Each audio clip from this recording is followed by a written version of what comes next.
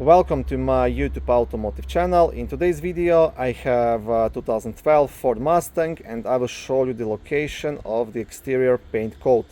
This video will apply to 5th generation of Ford Mustangs made from 2010 all the way up to 2014. Most likely it should apply even to newer models. If this video was helpful, please consider supporting the channel by liking the videos, subscribing to the channel or becoming a channel member.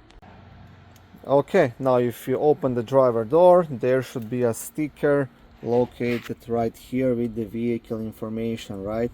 And you will see down here EXT PNT, that stands for the exterior paint, and this is my code right here.